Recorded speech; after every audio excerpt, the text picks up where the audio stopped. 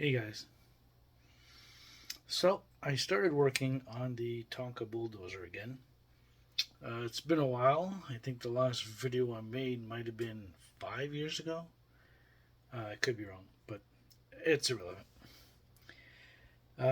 When I left the project, I was having issues with the sprocket timing with the tracks. And at the time, I couldn't figure it out. And I just basically went on to other projects and left it aside, figuring I would get back to it sooner rather than later, but that didn't happen. So here we are again, but this time I figured it out. So let me explain. So one of the issues I was having was that the old sprocket splines, if you will, were misaligned.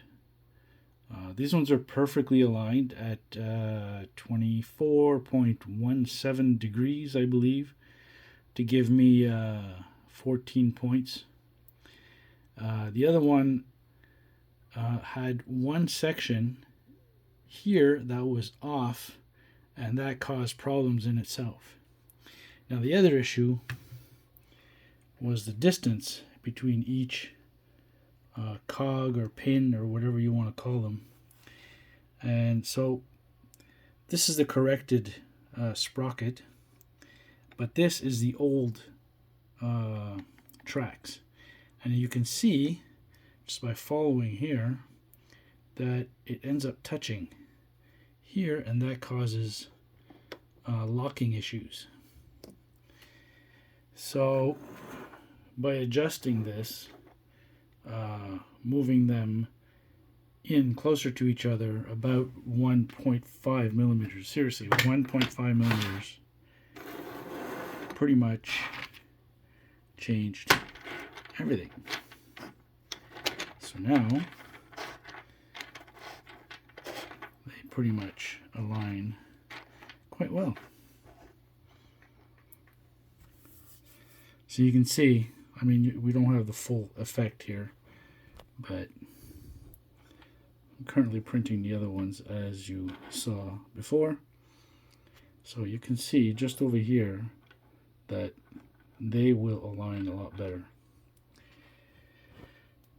So that's basically where I'm at.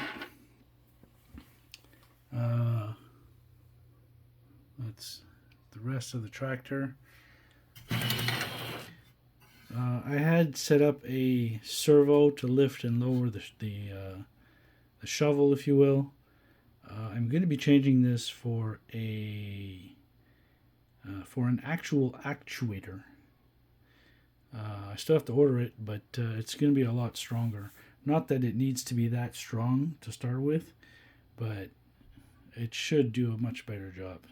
Which means I have to redesign the front radiator again. But that's not a big deal. So all these tracks, and the ones you saw in the garbage before, are pretty much trash.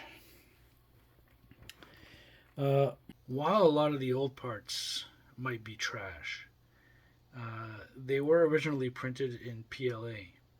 At the time, while I didn't have the same printers, I didn't have the same knowledge, and so on and so forth, now they will be printed in PETG, or PETG as some people call it. It's going to be better for heat. It's going to be a lot stronger.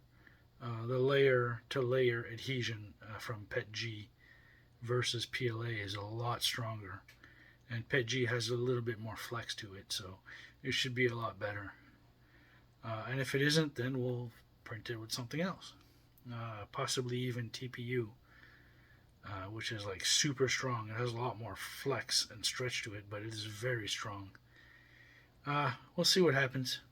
So that's a little update for today, and stay tuned. I think this is going to be fun. Ciao.